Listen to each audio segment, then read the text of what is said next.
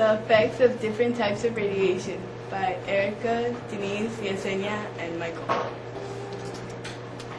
Alpha, beta, and gamma radiation produce different amounts and kinds of damage in matter and have different penetrations. Ionizing radiation.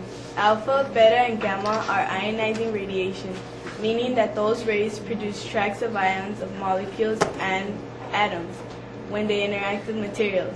For all three types of rays, the energies of particles emitted in radioactive decay are typically for each particle on the order of 1 MeV equal to 1.6 times 10 to the negative 13 joules, which is enough energy to ionize as many as 500,000 atoms. Alpha particles. Alpha particles have the shortest ranges, and matter that is only a few millimeters thick will stop them.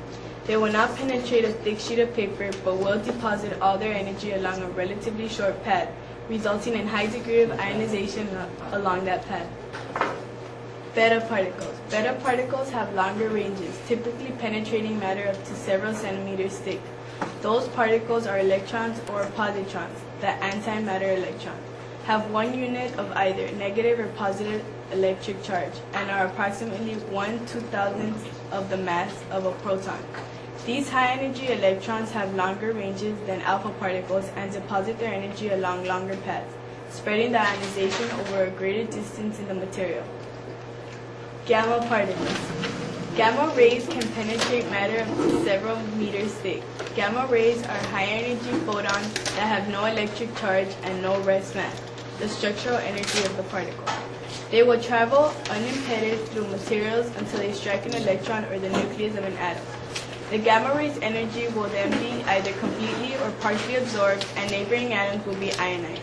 Therefore, these three types of radiation interact with matter by losing energy and ionizing surrounding atoms. Radiation data. Geiger counter measurements can be used to record radiation data. The order of penetrating ability from greatest to least is gamma, beta, alpha, and this order is the basis for assessing proper shielding of radiation sources for safety. These are a number of naturally occurring sources of ionizing radiation. One is potassium-40, which can be detected easily in potash fertilizers by using a Geiger counter. The other is a background cosmic and alpha radiation from radon. This radiation can be seen in a cloud chamber. This is an example of a radiation data table. Dangers of alpha radiation. Alpha radiation is dangerous if ingested or inhaled. For example, radon-222, a noble gas element, is a naturally occurring hazard in some regions.